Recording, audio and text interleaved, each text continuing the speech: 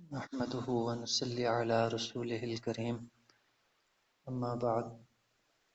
فأعوذ بالله من الشيطان الرجيم بسم الله الرحمن الرحيم قال الله تبارك وتعالى في سورة النساء والذين آمنوا وعملوا الصالحات سندخلهم جنات تجري من تحتها الأنهار خالدين فيها أبدا لهم فيها أزواج مطهرة وندخلهم ظلا ظليلا صدق اللہ العظیم۔ یہ سورۃ النساء کی 57 آیت نمبر ہے۔ اس سے پہلے اللہ تعالیٰ اہل کتاب کا ذکر فرما رہے تھے اور اس میں اللہ تعالیٰ نے بتایا کہ ان کو کس طرح سے اللہ نے اتنا مقام دیا، اتنا مرتبہ دیا اور اتنے نبی ان کے اندر بھیجے، اور یہود خاص طور پہ بتایا کہ یہ اللہ کے نبیوں کی اولاد ہے، اور اللہ نے ان کی طرف تورات کتاب بھیجی اور برگزیدہ نبی ان کی طرف بھیجے، لیکن انہوں نے ان کی بات ماننے کی بجائے اللہ کی کتاب کے اندر تحریف کی اور کچھ اللہ کے حکم چھپا لیے، کچھ اپنے پاس سے شامل کر دیے۔ تو اس طرح انہوں نے اپنی مرضی کا ایک دین بنا لیا اور اللہ کے بھیجے ہوئے دین اسلام سے ہٹ گئے۔ تو اللہ نے اس چیز کو گمراہی کہا کہ ان کا یہ کرنا، اللہ کے دین کو اپنی مرضی کے مطابق بنا لینا، تو اس کو اللہ نے کہا کہ یہ گمراہی کا رستہ انہوں نے اختیار کیا۔ پھر ان کی دوسری خرابیاں بیان کی کہ کس طرح یہ شرک کے اندر مبتلا ہیں اور کس طرح اللہ کے نبی کی بارگاہ میں آ کے یہ بدتمیزی کرتے ہیں اور غلط حرکات کرتے ہیں۔ تو آخر ان کو سزا بتائی کہ عنقریب ان کو اللہ تعالیٰ جہنم کی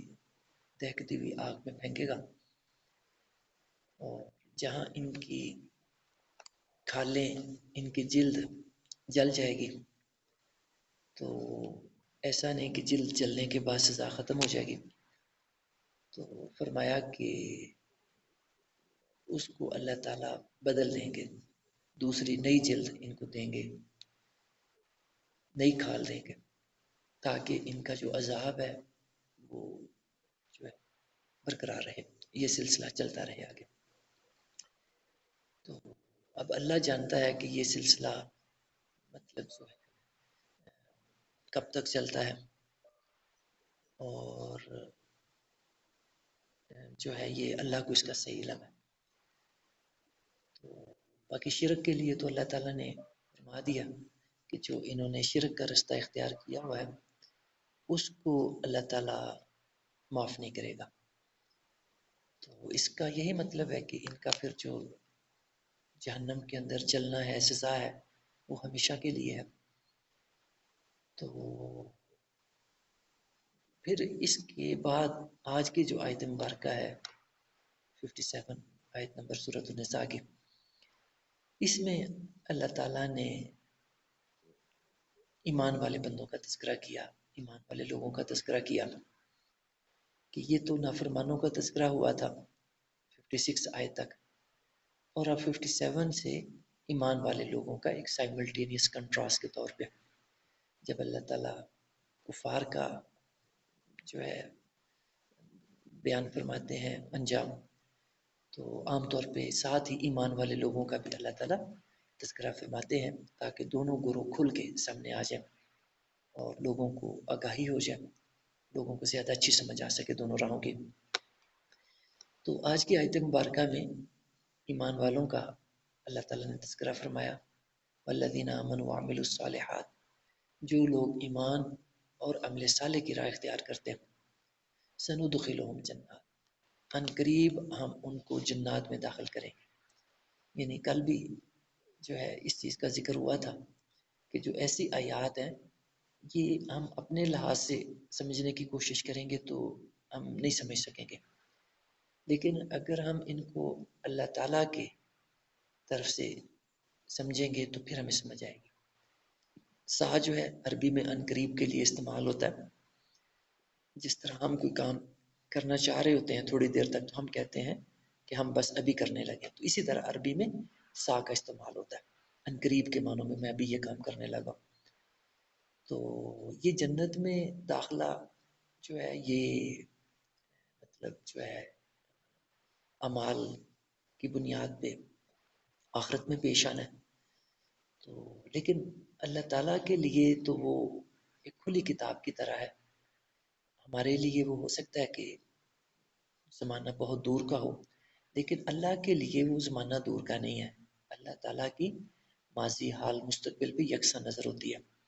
اللہ تعالیٰ کے لیے جس طرح ماضی ہوتا ہے، اسی طرح اللہ کے سامنے مستقبل بھی کھلا ہوتا ہے. اور جو ہے اللہ کو وہ اسی طرح لگ رہا ہوتا ہے کہ یہ جس طرح ابھی یہ کام ہونے لگا. اور وہ جو زمانے کی طوالت ہے وہ ہمارے لحاظ سے ہمیں محسوس ہوتی ہے کہ ہم زمان و مکان کی جن بندشوں کے اندر ہیں، اس لحاظ سے ہمیں لگتا ہے کہ یہ کوئی بڑا عرصہ لمبا ہے. لیکن اللہ کے ہاں یہ بڑا عرصہ نہیں ہے، یہ بہت تھوڑا ٹائم ہے جنت دوزخ میں داخلے کا. سندخلہم جنات،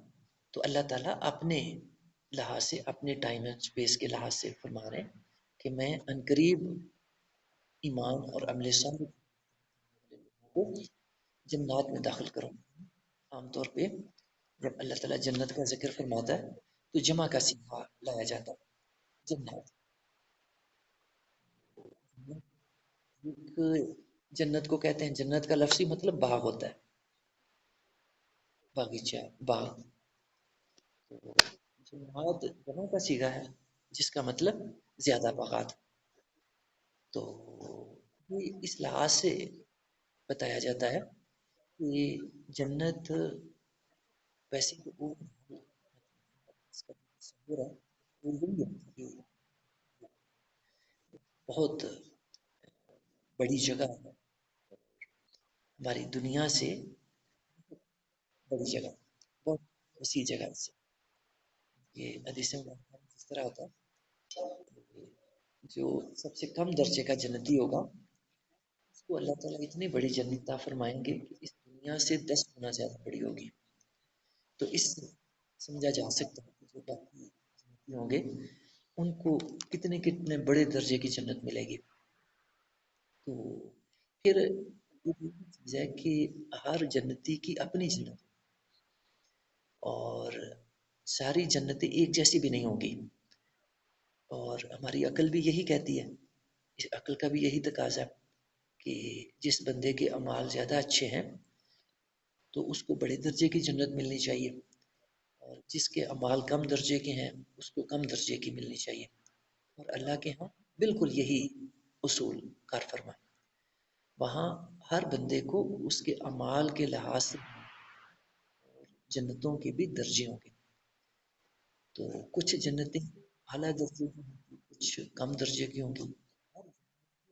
اپنا درجہ ہوگا، اس کی اپنی نعمتیں ہوں گی. تو جو زیادہ نیک عمل کرنے والے لوگ ہیں، اللہ کے ساتھ وعدہ کرتے ہیں، ان کو اللہ تعالیٰ ان کے لحاظ سے بڑے درجے کی جنتیں عطا فرمائیں گے، اس کی نعمتیں بھی بڑے درجے کی ہوں گی. اور جو جو ہے کم درجے کے جنتی ہوں گے ان کو جنت بھی ان کے لحاظ سے اسی درجے کی ملے گی. اور اسی طرح سے پھر اس جنت کی جو نعمتیں ہوں گی وہ بھی جو ہے اسی مطلب جو ہے کیٹیگری کی ہوں گی، اسی درجے کی ہوں گی. تو یہ فرمایا اللہ تعالیٰ نے کہ ایمان اور عمل صالح کی راہ اختیار کرنے والے جو لوگ ہیں دنیا میں ان کو میں عنقریب جنت میں داخل کروں گا. تجریب اللہ تعالیٰ نے ان جنتوں کی تعریف فرمائی. وہ سب سے شاداب رہنے والی جنتیں ہیں سارا سال. دنیا میں تو خزاں بھی آتی ہے اور ایسے بھی دن آتے ہیں کہ جب جو ہے سبزہ ختم ہو جاتا ہے، ہریالی ختم ہو جاتی ہے اور خزاں آ جاتی ہے. تو جنت جو ہے وہ ایسی چیز نہیں ہے. وہاں جو نعمتیں ہیں وہاں کی، اور وہاں جو سبزہ ہے وہ ہمیشہ رہنے والا ہے. اور یہاں جو اللہ تعالیٰ جنت کا تذکرہ کرتے ہوئے یہ فرماتے ہیں تجری من تحتها الانہار، یہ اسی چیز کے اظہار کے لیے ہوتا ہے کہ وہ سارا سال سرسبز و شاداب رہنے والا مقام ہے، اور اس کے اوپر زوال نہیں ہے، اس کی نعمتوں میں زوال نہیں ہے. اس کے اندر جو ہے سارا سال نہریں بہتی ہیں، نہریں جاری ہیں. خالدین فیہا ابدا، اور وہاں جنت میں جنتی داخل ہوں گے، ان کو پھر وہاں سے جو ہے اللہ تعالیٰ نکالیں گے نہیں کبھی. جو ایک دفعہ جنت میں داخل ہو جائے گا وہ وہاں سے پھر کبھی نکلے گا نہیں. یہ اللہ کی خاص مہربانی ہے. دنیا کی جو نعمتیں ہیں وہ عارضی ہیں. دنیا میں جو بھی انسان آتا ہے، جیسی بھی زندگی گزارتا ہے، وہ زندگی گزارنے کے بعد دنیا سے چلا جاتا ہے، دنیا چھوڑنی پڑتی ہے اس کو، دنیا سے کوچ کرنا پڑتا ہے. لیکن جو جنت ہے اس میں ایسا نہیں ہے. اس میں جو بھی جنتی داخل ہوگا وہ پھر اس سے نکالا نہیں جائے گا، وہ ہمیشہ کے لیے پھر جنت کا مستحق ہوگا، جنت کا وارث ہوگا. خالدین فیہا ابدا، ہمیشہ ہمیشہ جنتی جنت کے اندر رہیں گے، کبھی نکالے نہیں جائیں گے. پھر اللہ تعالیٰ نے اور اس کی نعمتیں بیان فرمائیں. لہم فیہا ازواج، یعنی وہاں جو جنتی ہوں گے اکیلے نہیں ہوں گے، تنہا نہیں ہوں گے، بلکہ وہاں ان کی ازواج ہوں گی. ازواج سے مراد کہ اگر مرد ہوں گے تو ان کی وہاں بیویاں ہوں گی، اور اگر عورتیں ہوں گی تو ان کی جو ہے وہاں پہ مرد ہوں گے. اور مطہرہ کی صفت ازواج کے ساتھ بیان فرمائی. مؤنث کا صیغہ ہے، ازواج جمع کا ہے، زوج کی جمع ازواج ہے. اور مطہرہ کا صیغہ جو ہے اس کی جمع کی وجہ سے واحد مؤنث لایا گیا اس کی جو ہے صفت کے طور پہ. مطہرہ پاکیزہ، یعنی جو وہاں پہ ازواج ہوں گے وہ مطہرہ ہوں گے، پاک ہوں گے، اور ناپاک نہیں ہوں گے، نجس نہیں ہوں گے. اور جو ہے مطلب کہ ان کے ہی طرح کے ان کے بھی درجے ہوں گے، اور وہ بھی اللہ کے محبوب جو ہے بندیوں میں شمار ہوں گے. وَنُدْخِلُهُمْ ظِلًّا ظِلِيلًا، مزید فرمایا کہ وہاں جنت کے اندر بڑے گہرے سائے ہوں گے، اور بڑی گھنی وہاں پہ جو ہے چھاؤں پائی جائے گی. اور جو ہے اتنا وہاں پہ دھوپ نہیں ہوگی کہ جس سے وہاں کے رہنے والوں کو گرمی لگے، پسینے آئے ان کو، یعنی ان کو تکلیف نہیں ہوگی وہاں پہ، یہ مراد ہے. اور گھنے سائے کا یہ بھی مطلب نہیں کہ ان کو وہاں ٹھنڈ لگنے لگ جائے گی، سردی لگنے لگ جائے گی، ایسا بھی نہیں ہوگا. بلکہ اس سے مراد ہے کہ جو وہاں کا موسم ہے وہ جو ہے موافق ہوگا جنتیوں کے، جو ان کے لیے فائدہ بخش ہوگا، ان کے لیے جو مطلب نعمت شمار ہوگی. یعنی ان کو تکلیف نہیں ہوگی، نہ وہاں کے سایوں سے نہ وہاں کی دھوپ سے. معتدل موسم ہوگا جس طرح کی ان کی طبیعت جاری ہوگی،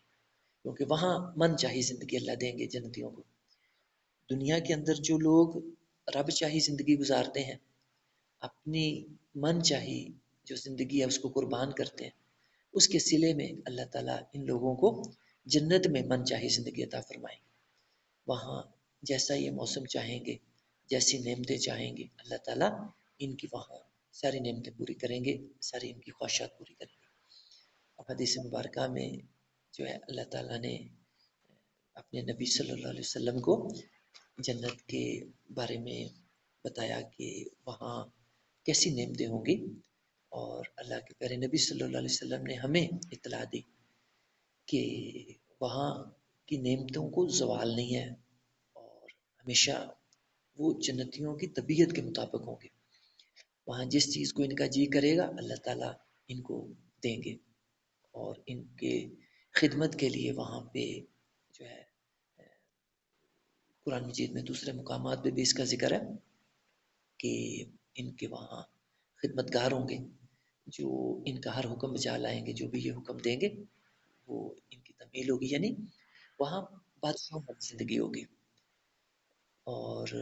کسی چیز کی وہاں پہ کمی نہیں محسوس ہوگی جنتیوں کو، اور نہ ہی وہاں پہ ان کو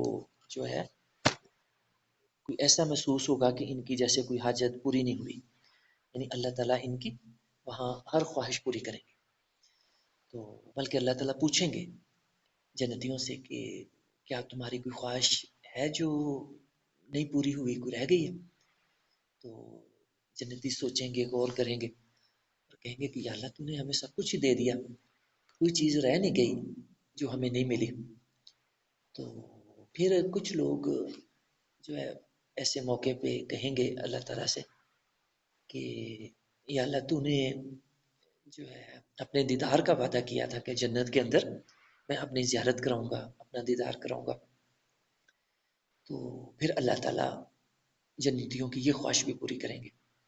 اور اللہ تعالیٰ جنتیوں کو اپنی زیارت کرائیں گے، اپنا دیدار کرائیں گے، اور وہ اللہ کو دیکھنے والی آنکھیں اور وہ دل و دماغ اللہ تعالیٰ جنت کے اندر ہی دیں گے۔ ہمارے جو دنیا کے اندر آنکھیں ہیں، جو ہمارے اعضاء ہیں، ان کے اندر اتنی صلاحیت نہیں ہے کہ یہ اللہ تعالیٰ کا دیدار کر سکیں، اللہ تعالیٰ کی زیارت کر سکیں۔ اسی وجہ سے موسیٰ علیہ السلام نے جب اللہ تعالیٰ سے دیدار کی خواہش کا اظہار کیا کہ قال ربی انی انظر الیک، موسیٰ علیہ السلام اللہ کو کہتے ہیں طور پہ، یا اللہ میں تجھے دیکھنا چاہتا ہوں۔ ہم کلام تو ہوتے سے اللہ تعالیٰ سے بات چیت کرتے تھے، لیکن وہ پردے کے اندر تھی اور زیارت نہیں اللہ تعالیٰ کی کر پاتے تھے۔ تو بڑی خواہش تھی ان کو کہ میں اللہ سے ہم کلام تو ہوتا ہوں لیکن میں اللہ تعالیٰ کی زیارت نہیں کر پاتا۔ تو خواہش کی یا اللہ مجھے اپنا آپ دکھا، زیارت کرا، میں آپ کو دیکھنا چاہتا ہوں۔ تو اللہ تعالیٰ نے کیا جواب دیا؟ اللہ نے فرمایا قال لن ترانی، کہ اے موسیٰ اس دنیا کے اندر جو ہے میرے ضابطے ایسے ہیں کہ کوئی انسان میری زیارت نہیں کر سکتا، مجھے نہیں دیکھ سکتا۔ وَلَٰكِنِ انظُرْ إِلَى الْجَبَلِ فَإِنِ اسْتَقَرَّ مَكَانَهُ فَسَوْفَ تَرَانِی۔ ہاں یہ ہے کہ مطلب میں تجھے اس کا تجربہ کرا دیتا ہوں کہ تو جو ہے پہاڑ کی طرف دیکھو ذرا، اگر میں اس پہ اپنی جو ہے کوئی تجلی کا عکس ڈالوں گا تو اگر تو اس کو برداشت کر گیا تو پھر تو میری زیارت بھی کر لے گا، دیدار بھی کر لے گا۔ تو اللہ تعالیٰ نے جب جو پہاڑ پہ اپنی تجلی کا عکس ڈالا تو وہ ریزہ ریزہ ہو گیا، تو جو ہے وہ اللہ کی تجلی کتاب نہیں لا سکا۔ تو موسیٰ علیہ السلام وخر موسیٰ صاعقہ بے ہوش ہو کے گر پڑے۔ تو یہ جو دنیا ہے اس کے اندر جو انسان کو اعضاء ملے ہیں، جو انسان کو صلاحیتیں ملی ہیں، وہ کم درجے کی ہیں، اور وہ اس دنیا کا جو اللہ کا نظام ہے اس کے لحاظ سے بالکل ٹھیک ہے کہ اللہ تعالیٰ جو چیز انسان کی اس دنیا میں دیکھنا چاہتا ہے، اللہ تعالیٰ نے اس کائنات کے اندر ہر چیز کو بالکل اس کے مطابق اپنی حکمت کے مطابق بنایا۔ لیکن جنت کے اندر اللہ تعالیٰ اپنی زیارت عطا فرمائیں گے جنتیوں کو، اور یہ اللہ کی بہت بڑی نعمت ہوگی، اور جب یہ نعمت جنتیوں کو ملے گی تو وہ اس پہ جو ہے اتنے مطلب جو ہے خوش ہوں گے، اور اتنا ان کو اس کے اندر مطلب جو ہے تسکین ملے گی، اتنی خوشی ملے گی کہ وہ یہ سمجھیں گے کہ اس سے پہلے جتنی بھی ہمیں نعمتیں ملی وہ کچھ بھی نہیں تھی، تو سب سے بڑی نعمت تو یہی تھی۔ تو کچھ لوگ دنیا کے اندر جو ہے ایسی باتیں کرتے ہیں کہ جو ہے وہ جنت کا مذاق اڑاتے ہیں، اور مطلب ایمان والوں کو بھی مذاق کا نشانہ بناتے ہیں کہ یہ لوگ دیکھو جنت کے لالچ میں عمل کر رہے ہیں، تو جو ہے عمل اللہ کے لیے نہیں کر رہے بلکہ جنت کے لالچ میں کر رہے ہیں۔ تو ایسی باتیں شیطان کی طرف سے ہیں۔ تو جو ہے ان کی طرف توجہ نہیں کرنی چاہیے. اور اللہ تعالیٰ تو قرآن مجید کے اندر جنت کی خود نعمتیں بیان کرتے ہیں. خود اللہ تعالیٰ جو ہے اس کی رغبت دلاتے ہیں کہ جو ہے جنت کی طرف سبقت لے جانے کی کوشش کرو اور اس کے لیے اعمال کرو کہ وہ ایک بڑی چیز ہے. اور جتنے تمہارے اعمال اچھے ہوں گے اتنی بڑے درجے کی اللہ تعالیٰ جنت عطا فرمائیں گے، اتنی بڑی نعمتیں عطا فرمائیں گے. ان اللہ یأمرکم ان تؤدوا الامانات الی اہلها. تو اب اللہ تعالیٰ نے اپنے نیک بندوں کی جو ہے صلے کا بیان کرنے کے بعد، نعمتیں بیان کرنے کے بعد فرمایا کہ اللہ تعالیٰ تم کو حکم دیتا ہے. ان اللہ یأمرکم، اللہ تعالیٰ تمہیں حکم دیتا ہے کس چیز کا؟ ان تؤدوا الامانات الی اہلها، کہ تم امانتیں ان کے اہل کے حوالے کرو. وَإِذَا حَكَمْتُمْ بَيْنَ النَّاسِ، اور جب تم لوگوں کے درمیان فیصلہ کرو، ان تحکموا بالعدل، تو یہ فیصلہ کرو عدل کے مطابق، عدل و انصاف کے مطابق. ان اللہ نعم ما یعظکم بہ، بے شک اللہ تعالیٰ تمہیں سب سے اچھی نصیحت کرتا ہے، سب سے اچھی بات تلقین کرتا ہے. ان اللہ کان سمیعا بصیرا، بے شک اللہ تعالیٰ خوب سننے والا، دیکھنے والا ہے. یا ایھا الذین آمنوا اطیعوا اللہ واطیعوا الرسول، اے ایمان والو اطاعت کرو اللہ کی اور اللہ کے رسول کی پیروی کرو، تابعداری کرو، ان کا کہنا مانو. وَأُولِي الْأَمْرِ مِنکم، اور جو تمہارے امیر ہیں، اولی الامر ہیں، ان کی. فَإِن تَنَازَعْتُمْ فِي شَيْءٍ، اور اگر تم اختلاف میں پڑ جاؤ کسی معاملے میں، فَرُدُّوهُ إِلَى اللَّهِ وَالرَّسُولِ، تو ایسی صورت میں تم اس معاملے کو اللہ اور اس کے رسول کی طرف لوٹا دو. اِن كُنتُمْ تُؤْمِنُونَ بِاللَّهِ وَالْيَوْمِ الْآخِرِ، اگر تم ایمان رکھتے ہو اللہ پر اور آخرت کے دن پر، قیامت کے دن پر. ذَلِكَ خَيْرٌ وَأَحْسَنُ تَأْوِيلًا،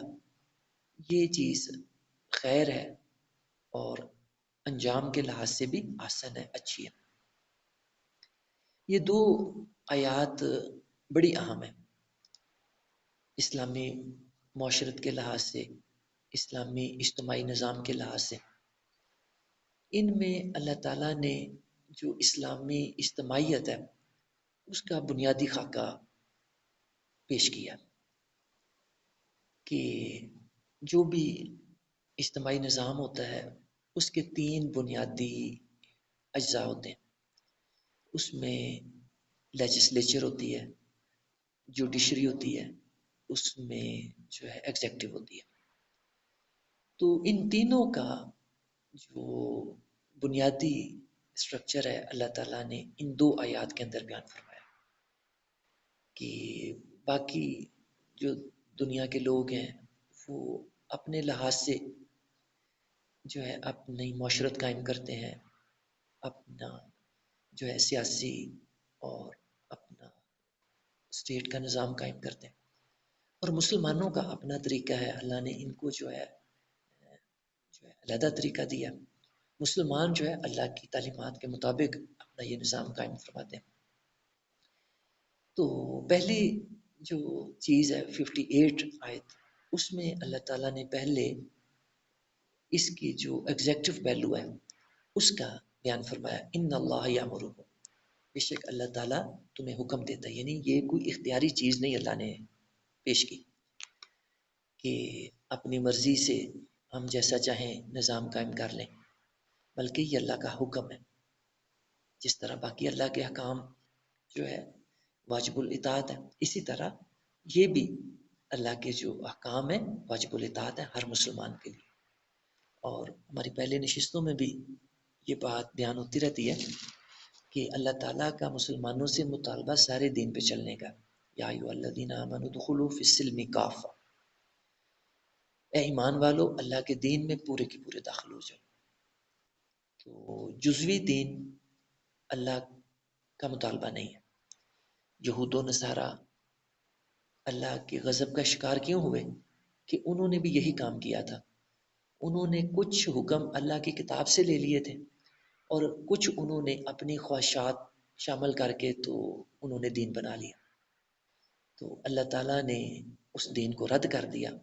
اور جو ہے اس کو گمراہی کہا، اور جو ہے فرمایا کہ یہ ان کو ایسا جو امیزہ انہوں نے تیار کیا ہے دین کا، یہ اللہ کو قبول نہیں ہے، بلکہ اللہ تعالیٰ ان کو سزا وہی دے گا جو اللہ تعالیٰ گمراہوں کو، نافرمانوں کو، کافروں کو، مشرکوں کو سزا دیتا ہے. تو ہم سے بھی اللہ کا وہی مطالبہ ہے کہ اے ایمان والو، اللہ کے دین میں پورے کے پورے داخل ہو جاؤ. تو اگر ہم بھی یہود و نصارہ کی راہ پہ چلیں گے، کچھ باتیں اللہ کی پکڑ لیں گے جو ہمیں فائدے والی لگتی ہیں، اور جو اللہ کے حکم ہمیں مشکل لگتے ہیں، سخت لگتے ہیں، اپنی طبیعت کے مطابق نہیں لگتے، تو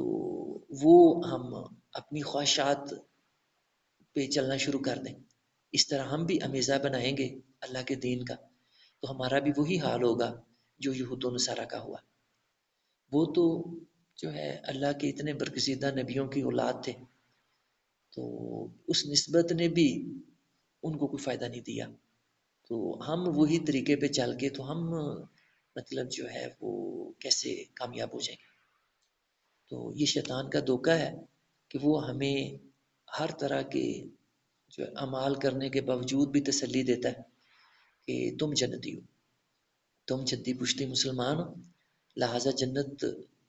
کہ تم وارث ہو، جنت کہ تم حقدار ہو، اور تم لازمی جنت میں جاؤ گے، ہو ہی نہیں سکتا کہ تم نہ جاؤ کیونکہ تم کلمہ گو.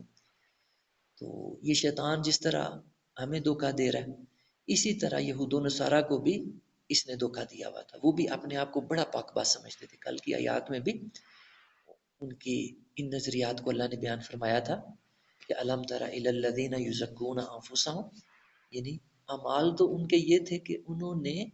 اللہ کے خالص دین کو چھوڑ کے اللہ کے دین کا مکسچر بنا لیا تھا. کچھ اللہ کے حکم پکڑے ہوئے تھے، باقی اپنی خواہشات شامل کی ہوئی تھی. لیکن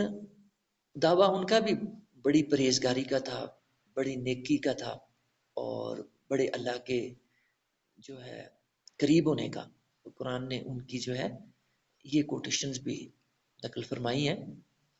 کہ وہ کہتے تھے نحنو ابناء اللہ و احبہ. قرآن مجید نے ان کے یہ دعوے بھی کوٹ کیے ہیں کہ وہ کہتے تھے کہ ہم تو اللہ کے بڑے چہیتے ہیں، اللہ کے بڑے پیارے ہیں، اللہ کے بڑے محبوب ہیں، اور نحن ابناء اللہ و احباء، اور اللہ کے بیٹے ہیں ہم. اتنا ان کو زوم تھا اللہ پہ، اتنا ان کو جو ہے مطلب جو ہے دعویٰ تھا کہ ہم نبیوں کی اولاد ہیں، اللہ کے اتنے برگزیدہ پیغمبروں کی اولاد ہیں، ہم گویا کہ اللہ کے بیٹے ہیں اور اللہ کے چہیتے ہیں، جنت کے تو ہم ٹھیکیدار ہیں. پھر قرآن کہتا ہے کہ وہ یہ بھی کہا کرتے تھے کہ جنت میں تو ہم نے ہی جانا ہے. وقالوا لن يدخل الجنة الا من كان هودا او نصارى، کہتے تھے کہ جنت تو یہودیوں کے لیے بنی ہے یا عیسائیوں کے لیے بنی ہے، ان کے علاوہ تو کوئی جنت میں جائے گا نہیں. گویا کہ ٹھیکیدار بنے ہوئے تھے وہ اللہ کی جنت کے. ایسے بڑے بڑے دعوے ہوں گے. تو اتنے دعوے اب جو ہے ہم نہیں کر سکتے، ہم اتنے کرتے بھی نہیں ہیں. یعنی ہم تو صرف یہی دعویٰ لیے بیٹھے ہیں نا کہ ہم کلمہ گو ہیں، جدی پشتے مسلمان ہیں، بس اسی بنیاد پہ جنت میں چلے جائیں گے. تو یہ شیطان کا دھوکہ ہے. تو اس سے بڑے دھوکے ہم سے پہلے یہود و نصارہ کو شیطان دے چکا ہے. وہ تو بڑے بڑے دعوے کرتے تھے کہ جو ہے ہم جو ہے دوزخ میں جائیں گے نہیں، اگر خدا نہ خواستہ کبھی جانا بھی پڑ گیا تو بس کچھ ٹائم کے لیے، کچھ جو ہے دنوں کے لیے جائیں گے اور پھر فوری واپس آ جائیں گے، باہر نکل آئیں گے. یہی آج کل ہم سمجھے بیٹھے. تو یہ شیطان کا دھوکہ ہے، اس کا جو ہے فریب ہے، اس کے علاوہ کچھ نہیں ہے. تو اللہ کے ہاں اعمال دیکھے جاتے ہیں، اور ابھی ہمارا یہ حال ہے کہ 24 گھنٹے دنیا میں لگے ہوئے ہیں، اور اللہ کے لیے 1 گھنٹہ 24 گھنٹوں میں سے بھی نکالنا جو ہے ہمارا جی نہیں کرتا کہ جو ہے 24 گھنٹے ہم دنیا کو دیتے ہیں اپنی مرضی کے گزارتے ہیں، اور 1 گھنٹہ بھی ہم اللہ کے دین کو سمجھنے کے لیے نہیں دیتے کہ جو ہمارے لیے فرض کیا گیا۔ اللہ کے دین کا علم حاصل کرنا طالب العلم فریضۃ علی کل مسلم و مسلمہ، فرمایا گیا کہ یہ فرض ہے ہر مسلمان مرد عورت کے لیے۔ تو یہ جو ہے ہم نہیں اس کے لیے ٹائم دیتے۔ تو جب ہمارے پاس اللہ کو دینے کے لیے کچھ ٹائم ہی نہیں دنیا میں، تو ہم کیسے سمجھے بیٹھے ہیں کہ ساری اللہ کی نعمتیں اس کے ہم حقدار ہیں؟ کچھ کریں گے تو حقدار بنیں گے نا۔ کچھ بھی اللہ کے لیے ہم کرنے کو تیار نہیں ہیں، 1 منٹ اللہ کو دینے کے لیے تیار نہیں ہے دنیا کے اندر، تو ہم کیسے یہ دعویٰ کیے بیٹھے ہیں کہ اللہ تعالیٰ ہم پہ اپنی ساری نعمتیں نچھاور کرے گا، اور اللہ تعالیٰ جو ہے ہمیں لازمی جو ہے جنت کا ٹھیکیدار بنائے گا اور ہمیں بھیجے گا، داخل کرے گا۔ تو ہمارے ایمان کی تو یہ حالت ہے کہ یہ ہمارا ایمان ہمیں اللہ کے گھروں میں نہیں داخل کر سکتا۔ اتنا گیا گزرا ہمارا ایمان ہے کہ اس ایمان کی بنیاد پہ ہم اللہ کے گھروں میں نہیں داخل ہو پاتے۔ تو یہ ایمان ہم سمجھے بیٹھے ہیں کہ ہمیں جنت میں داخل کر دے گا، تو یہ کیسی بیوقوفی ہے؟ تو جتنی بڑی جنت ہے اس کے لیے اتنے ہی بڑے اعمال کرنے کی ضرورت ہے، پھر اس کے مستحق بنیں گے، پھر جو ہے اللہ تعالیٰ ہمیں جو ہے اپنے نیک بندوں میں شامل فرمائیں گے، اپنے مقرب بندوں میں شامل فرمائیں گے۔ تو یہ اللہ تعالیٰ نے حکم دیا کہ یہ میرا فرمایا کہ واجب الاطاعت حکم ہے، باقی احکام کی طرح اس کو معمولی بات نہیں سمجھے۔ کیا ان تؤد الامانات الی اہلیہا، کہ تم جو امانتیں ہیں، جو حقوق ہیں، وہ جو ان کے مستحق ہیں ان کے حوالے کرو۔ اس میں جو ہے جو ایگزیکٹو پہلو سے جو تقاضے ہیں وہ مراد ہیں، یعنی جب مسلمان اپنی معاشرت قائم کریں، اور یہ آیات جس وقت نازل ہوئی ہیں تو مسلمان مدینہ کے چھوٹے سے علاقے کے اندر ابھی مجتمع ہوئے تھے، ابھی ان کی کوئی بڑی اسٹیٹ نہیں بنی تھی، کوئی بڑی حکومت نہیں بنی تھی، لیکن اللہ تعالیٰ نے اسی معاشرت کے لیے بنیادی احکامات دے دیے کہ تم نے اگر آپس میں امیر بنانا ہو، سربراہ بنانا ہو، تو فرمایا کہ الا اہلیہ، جو اہل ہوں اس کے ان کو بناؤ۔ تو جو اہل نہیں ہیں ان کو اپنے امیر بناؤ گے، سربراہ بناؤ گے، تو پھر نتائج تو بھگتنے پڑیں گے۔ پھر کہتے ہیں جی یہ اللہ کا عذاب کیسے آ گیا، یہ سختی کیسے آ گئی، یہ ہم پہ مصیبت کیسے آ گئی، یہ وبا کیوں آ گئی، اور جو ہے ہمارے مال پہ یہ وبا کیوں آ گئی، ہمارے اوپر یہ وبا کیوں آ گئی، یہ عذاب کیوں آ گیا، ہمارے کام جو ویسے ہیں، ہم کون سے اللہ کے احکام پورے کر رہے ہیں؟ جب اللہ کے حکم توڑیں گے، اپنی مرضی کی زندگی من چاہی گزاریں گے، تو پھر اللہ کے عذاب ہی آئیں گے، اور کیا آئے گا؟ تو جو ہے ابھی اللہ کا جو فرمان ہے، اللہ تعالیٰ اس کو کہہ رہا ہے کہ یہ میرا حکم ہے، اس کو اختیاری چیز نہ سمجھو۔ کیا فرمایا کہ جو اپنے تمہاری ذمہ داری کے عہدے ہیں، جو مطلب جو ہے تمہاری امارت ہے، جو ذمہ داری کے مناسب ہے، وہ فرمایا کہ ان کے اہل لوگوں کو حوالے کرو۔ تو ہم کیا کرتے ہیں کہ جب موقع آتا ہے سلیکشن کا، اس وقت ہم برادری کو دیکھتے ہیں، رشتہ داری کو دیکھتے ہیں، اور دنیاوی فائدوں کو دیکھتے ہیں کہ اس نے جو ہے وہ میرے بچے کو نوکری لگوایا ہوا ہے، تو لہٰذا میں نے ووٹ اسی کو دینا ہے، خواہ دنیا ادھر سے ادھر ہو جائے، وہ اس کا اہل ہے یا نہیں ہے اہل ہے، اس سے مجھے کوئی غرض نہیں ہے۔ تو پھر اسی طرح اور جو دنیاوی فائدے کہ اس نے مجھے یہ فائدہ دنیا کا دیا ہوا ہے، اس نے مجھے یہ فائدہ دیا ہے، تو لہٰذا میں اسی کو جو ہے اپنا ووٹ دوں گا۔ تو یہ اللہ کے حکم کی خلاف ورزی ہے۔ تو جب اللہ کے حکم کی خلاف ورزی کریں گے،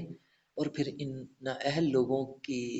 نحوست پہ جب عذاب آئیں گے تو پھر بھگتنے پڑیں گے۔ پھر ہم اگر کہیں گے کہ جو ہے ہم نے کچھ نہیں کیا، ہم بڑے پاک باز ہیں، ایسے ہی ہم پہ جو ہے عذاب آئے جا رہے ہیں، تو یہ ہماری خام خیالی ہے، ہماری غلط سوچ ہے۔ تو اس میں جو ہے تمام مناسب جو مسلم معاشرے کے، اسلامی معاشرت کے جو ہیں چھوٹے مناصب سے لے کر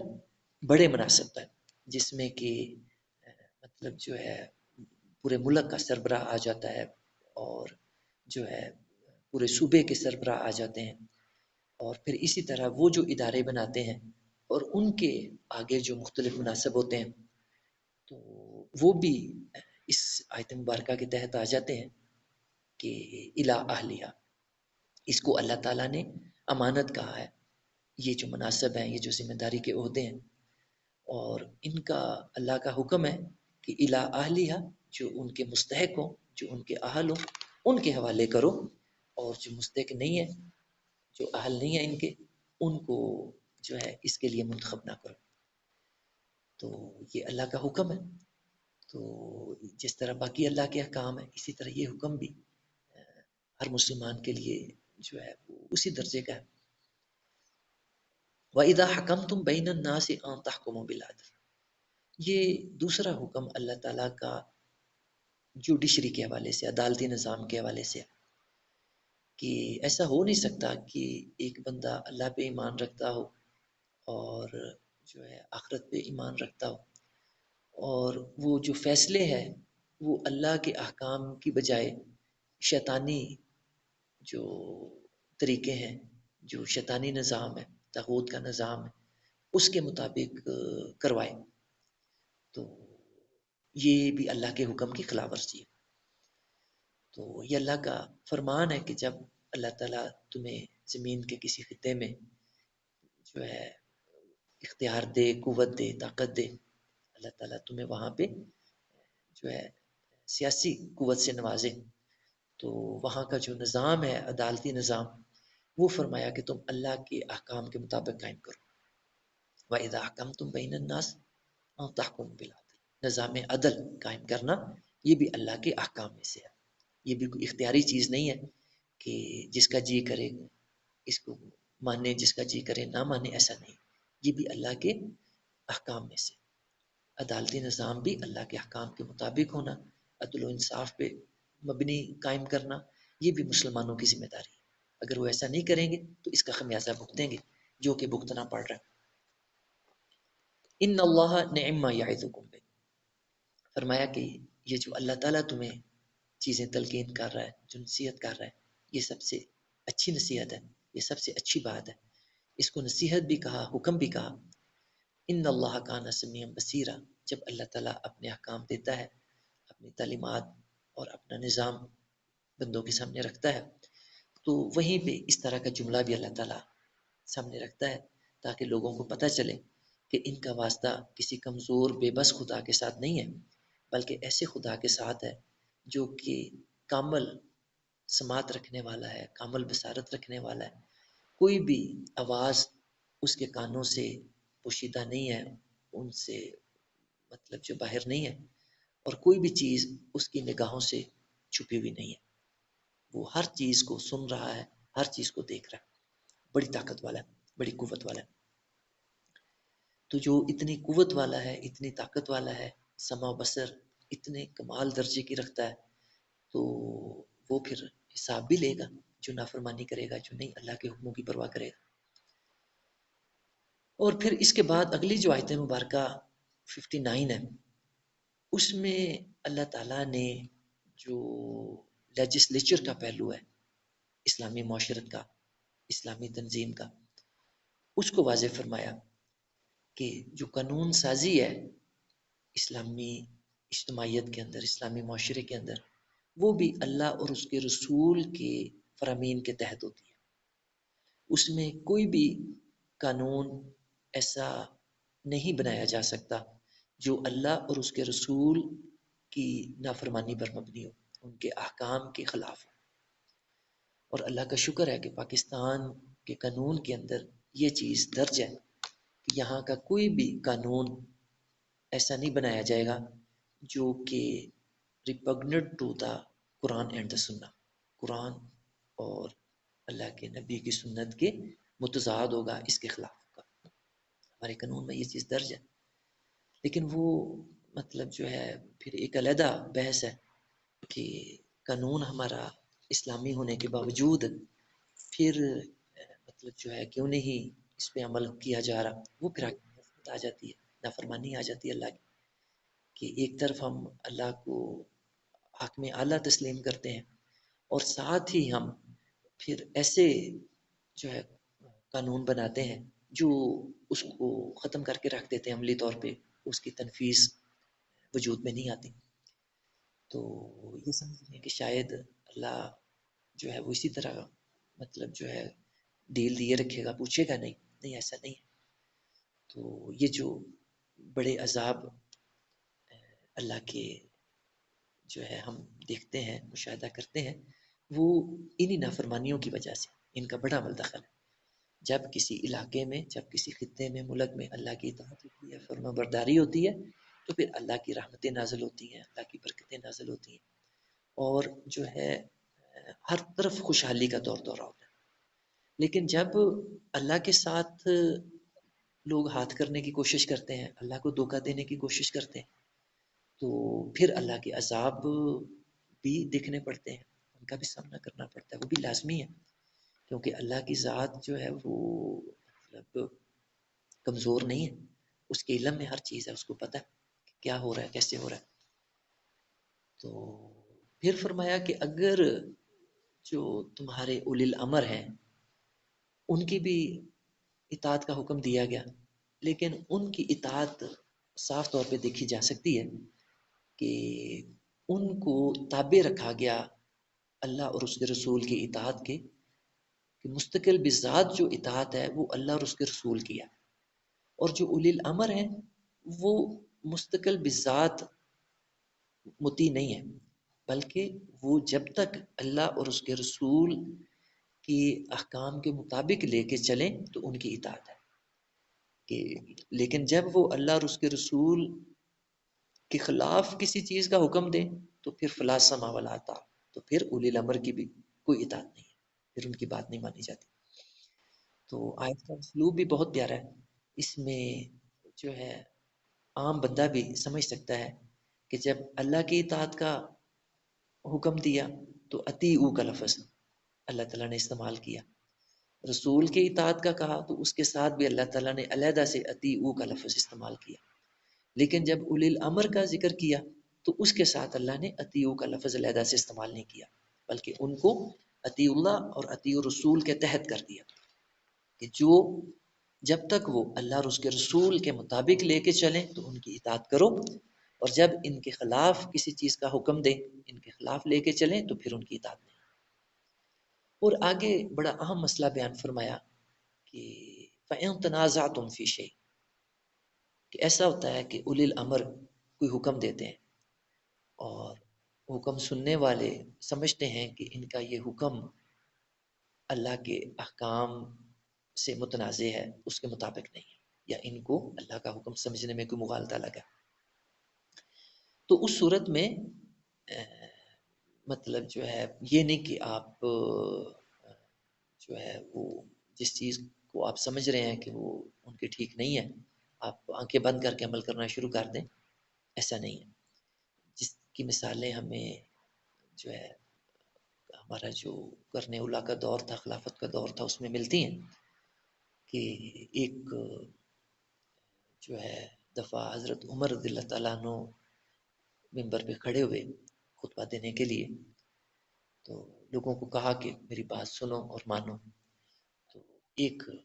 اللہ کا بندہ کھڑا ہوا، وہ کہتا ہے کہ اے عمر، غنیمت میں سے ہر بندے کو ایک ایک چادر آئی ہے،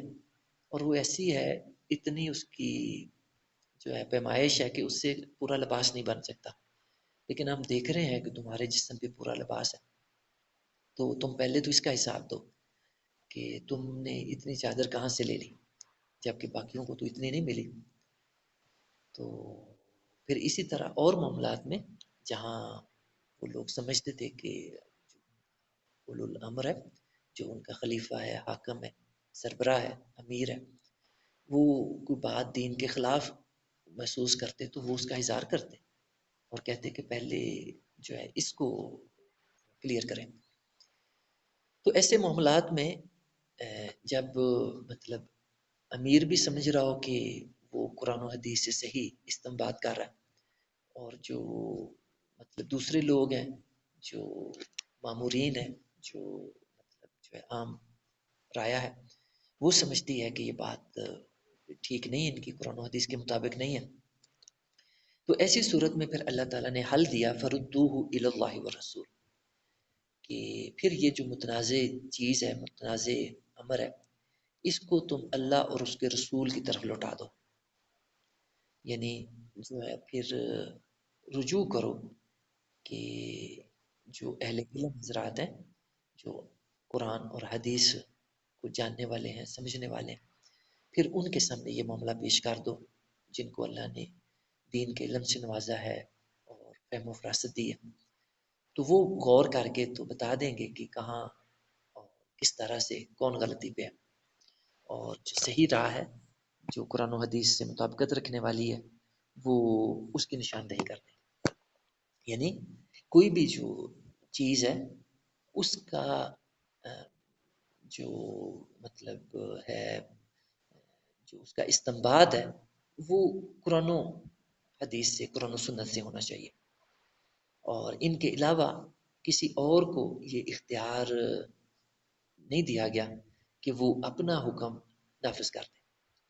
ہاں پھر آگے اجتہاد کا دروازہ جو ہے وہ جو ہے ہماری رہنمائی کی گئی اس کی طرف، کہ اگر کوئی حکم قرآن میں نہیں ملتا، حدیث میں نہیں ملتا، تو پھر اجتہاد کا دروازہ کھلا گیا کہ پھر جو بھی اولی الامر ہیں مسلمانوں کے، جو ہے جن لوگوں کے پاس یہ ذمہ داری ہے امور کی، وہ پھر اجتہاد کرتے ہیں. وہ اس میں بھی قرآن و حدیث کو ہی سامنے رکھا جاتا ہے، اس کے نظائر کو دیکھا جاتا ہے، اور ان کی روشنی میں آگے نئے آنے والے مسائل کا حل نکالا جاتا ہے. ان کنتم تؤمنون باللہ والیوم الاخر، اور فرمایا کہ اگر تم اللہ پر، آخرت پر ایمان رکھتے ہو تو پھر اللہ کے ان احکام کے مطابق چلو، ان کو پورا کرو. ذالک خیر، یہ بہتر راہ ہے، وہ احسن تعویلا، اور انجام کے لحاظ سے بھی یہ اچھی چیز ہے. تو جب ہم اللہ کے احکام پہ چلیں گے تو پھر اللہ کی جو برکات ہیں، اللہ کی جو رحمت ہے، فضل ہے، وہ نازل ہوگا، اور جو ہے ہم خوشحالی دیکھیں گے، اور جو ہے ہم پھر سکون اور آرام دیکھیں گے کے اندر. لیکن اگر اللہ کے حکموں کی ہم مسلمان ہو کے بھی کھلم کھلا نافرمانی کریں گے، اور پھر ہم یہ بھی کہیں کہ مسلمان کیوں ذلیل و خوار ہیں دنیا جہان کے اندر، ان کی عزت کیوں نہیں ہے کہیں بھی، تو جو ہے یہ بات مطلب جو ہے اسی کا تقاضا ہے کہ مسلمان وہ اللہ کے دین پہ پوری طرح چل نہیں رہے. یہ کچھ چیزیں اللہ کی پکڑتے ہیں جو ان کو فائدے والی لگتی ہیں، باقی یہ اپنی مرضی کی شامل کرتے ہیں. تو اس طرح جو مکسچر بناتے ہیں یہود و نصارہ کی طرح، تو اس سے وہ برکات نہیں آتی جو کہ اللہ کے پورے دین پر عمل کرنے سے آتی ہیں. الم تر الی الذین یزعمون انہم آمنوا بما انزل الیک وما انزل من قبلک، کیا آپ نے ان لوگوں کی طرف نہیں دیکھا، ان پہ غور نہیں کیا جو دعویٰ کرتے ہیں کہ وہ ایمان لائے اس کتاب پر، اس چیز پر جو آپ کی طرف نازل کی گئی، یعنی قرآن مجید، وما انزل من قبلک، اور جو آپ سے پہلے تورات، انجیل کتابیں نازل کی گئی ان پہ بھی ایمان رکھتے ہیں. اور اس کے باوجود یریدون، وہ چاہتے کیا ہیں، ان یتحاکموا الی الطاغوت، کہ وہ اپنے فیصلے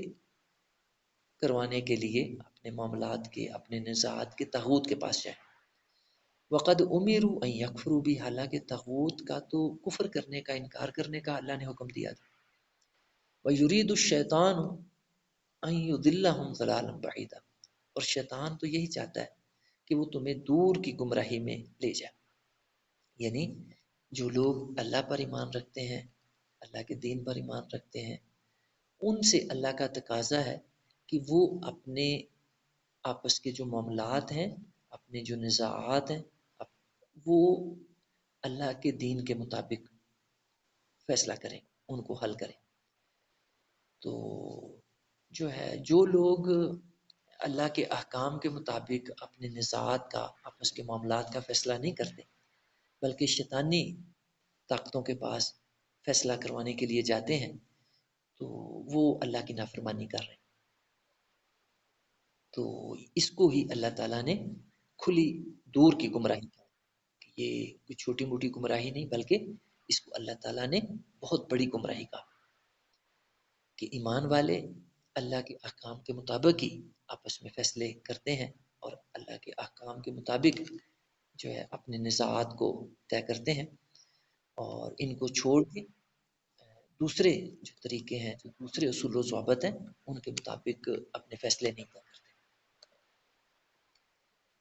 وَإِذَا قِيلَ لَهُمْ تَعَالَوْا إِلَىٰ مَا أَنزَلَ اللَّهُ وَإِلَى الرَّسُولِ، اور جب کہا جاتا ہے کہ آؤ اس چیز کی طرف جو اللہ نے نازل کی ہے اور اللہ کے رسول کی طرف، رأیت المنافقین، تو آپ دیکھتے ہیں منافقوں کو، یسدون عنک صدودا، وہ آپ سے پہلو تہی کر جاتے ہیں۔ یعنی جس طرح پچھلی نشستوں میں بیان ہوا تھا کہ مدینہ منورہ کے اندر جو یہودیوں کے اندر مطلب یہاں پہ پہلے سے جو بڑی آبادی تھی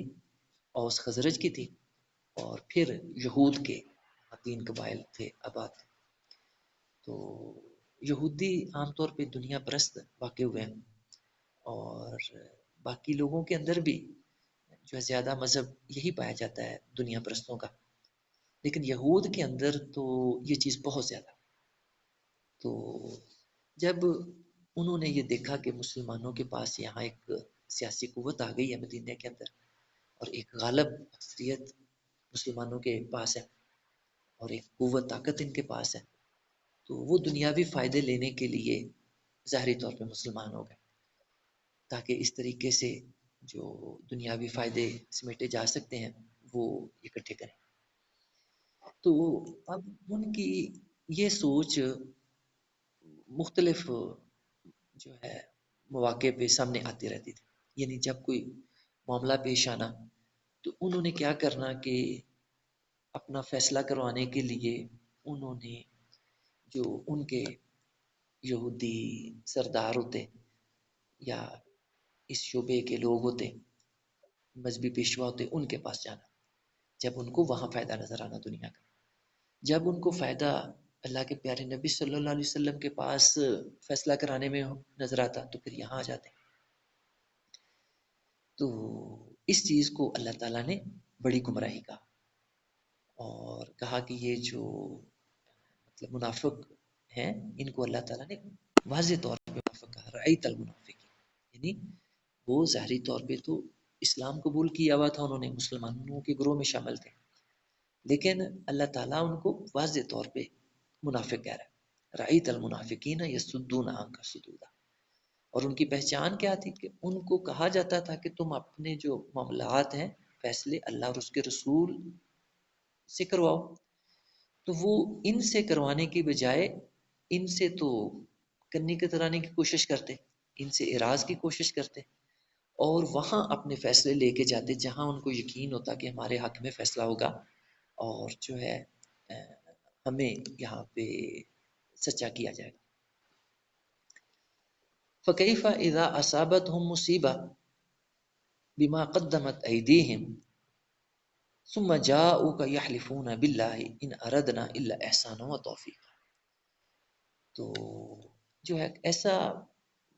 پیش آتا، ایسے معاملات پیش آتے جب ایسے ہوتے نا معاملات، کوئی نزاع کے آ جاتے، کوئی فیصلہ طے کرانے کے آ جاتے، تو پتہ چل جاتا کہ ان کو چاہیے تو تھے، یہ تھا کہ یہ مسلمان تھے، اسلام قبول کیا ہوا تھا انہوں نے، تو اپنے فیصلے طے کرانے کے لیے یہ اللہ کے پیارے نبی صلی اللہ علیہ وسلم کے پاس تشریف لاتے، لیکن یہ کیا کرتے کہ یہ دوسرے یہودی سرداروں کے پاس چلے جاتے، اور یہودی جو مذہبی پیشوا تھے ان کے پاس چلے جاتے، تو اس کی اطلاع مل جاتی، تو پھر ان سے باز پرس کی جاتی، تو پھر آ کے اپنی باتوں سے اللہ کے نبی صلی اللہ علیہ وسلم کو، مسلمانوں کو یہ مطمئن کرنے کی ادھر بھی کوشش کرتے کہ ہمارا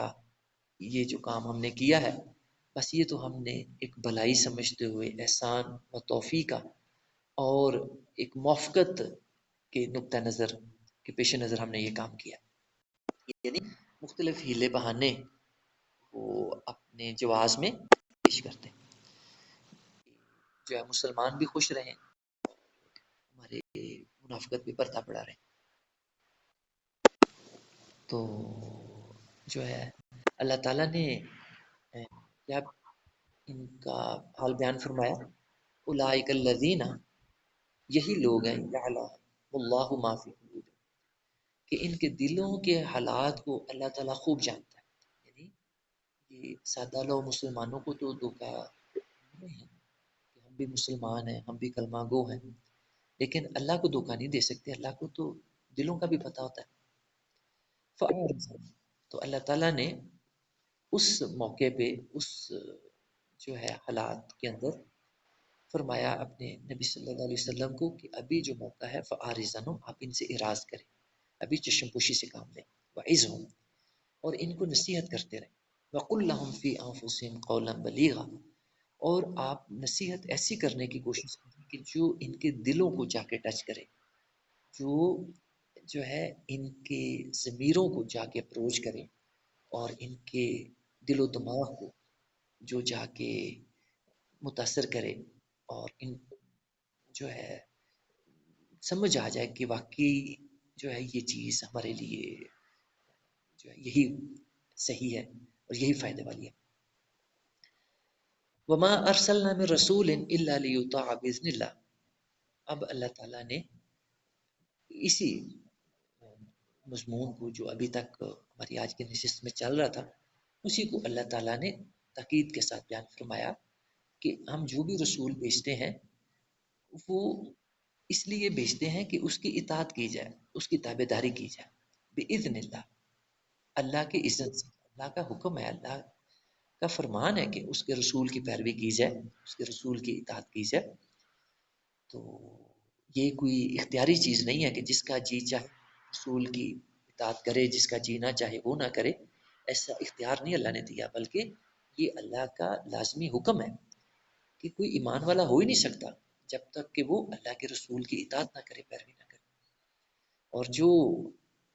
ہے اللہ کے رسول کی پیروی نہیں کرتا، اطاعت نہیں کرتا، وہ اللہ کی نافرمانی کرتا۔ وَلَوْ أَنَّهُمْ إِذ ظَلَمُوا أَنفُسَهُمْ جَاءُوكَ فَاسْتَغْفَرُوا اللَّهَ وَاسْتَغْفَرَ لَهُمُ الرَّسُولُ لَوَجَدُوا اللَّهَ تَوَّابًا رَحِيمًا، فرمایا کہ اگر یہ اپنے ایمان کے اندر سچے ہوتے، اپنے اسلام کے اندر سچے ہوتے، مخلص ہوتے، تو جب ان سے کوئی ایسی غلطی سرزد ہو گئی تھی کہ ان دنیاوی فائدہ دیکھتے ہوئے یہ طاغوت کے پاس چلے گئے، یہودیوں کے پاس، باقی کفر کے پاس چلے گئے فیصلے کرانے کے لیے، تو بعد میں جب ان کو پتہ چل گیا، احساس ہو گیا کہ ہم سے غلطی ہوئی ہے، تو پھر ان کو چاہیے یہ تھا کہ جاؤ کا، اے پیغمبر آپ کے پاس ہی آتے، فاستغفر اللہ، اور آپ اللہ تعالیٰ سے معافی بھی مانگتے، اللہ تعالیٰ سے استغفار کرتے اپنے گناہ کی کہ یہ انہوں نے غلط کام کیا، واستغفر لهم الرسول، اور اے پیغمبر آپ بھی ان کے لیے اللہ سے استغفار کرتے، لوجد اللہ تواب الرحیم، تو پھر صورت تھی کہ اللہ تعالیٰ کی توبہ قبول کرتا، ان پہ رحم کرتا۔ یعنی اللہ سے مغفرت طلب کرنا، اللہ کے رسول کا جو ہے مغفرت طلب کرنا، یہ بخشش کا ذریعہ ہے، گناہوں کی معافی کا ذریعہ۔ یعنی یہ اللہ تعالیٰ نے طریقہ بتایا کہ جو ان میں سے اگر یہ مخلص ہوتے اپنی ان باتوں کے اندر، تو جو ہی ان کو احساس ہوا اپنی غلطی کا، تو ان کو چاہیے تھا کہ توبہ کرتے، خود بھی استغفار کرتے، اور اللہ کے نبی کے پاس آ کے بھی درخواست کرتے، معافی مانگتے، انہیں بھی کہتے کہ ہمارے لیے اللہ سے معافی کی درخواست کریں۔ تو یہ صورت تھی کہ اللہ تعالیٰ ان پہ دوبارہ مہربانی کرتا، ان کی توبہ قبول کرتا، اپنا رحم کرتا ان پہ۔ تو لیکن جو ہے جو مخلص تھے ان کا یہ طریقہ ہو سکتا تھا، لیکن جو منافق تھے، جو جان بوجھ کے یہ حرکتیں کر رہے تھے اور ہدایت کی طلب نہیں تھی ان کے اندر، تو ان کا نفاق مزید واضح ہو جاتا تھا، ایسے واقعات سے پتہ چل جاتا تھا۔ فلا وربی کا لا یؤمنون حتی یحکموک فیما شجر بینہم. اللہ تعالیٰ نے دو ٹوک فیصلہ فرما دیا. فلا وربی کا فرمایا کہ آپ کے رب کی قسم. یہ بہت پیارا اسلوب ہے بات کرنے کا. اللہ تعالیٰ نے اپنے پیارے نبی صلی اللہ علیہ وسلم کا جو خطاب ہے ان کے ساتھ فرمایا کہ اے میرے محبوب فلا وربی کا، آپ کے رب کی قسم، لا یؤمنون، یہ ایمان والے ہو ہی نہیں سکتے، حتی یحکموک، یہاں تک کہ آپ کو حکم نہ مان لیں، آپ کو جج نہ مان لیں، آپ کو قاضی نہ تسلیم کر لیں، فیما شجر بینہم، آپس کے نزاعات میں، آپس کے لڑائی جھگڑوں میں، ثم لا یجدو، پھر نہ پائیں فی انفسہم، اپنے دلوں میں، حرجن، کوئی تنگی، مما قضیت، آپ کے فیصلے کے خلاف، ویسلم تسلیما، اور تسلیم و رضا دلی طور پہ بھی ظاہری طور پہ بھی کریں. یعنی ایک تو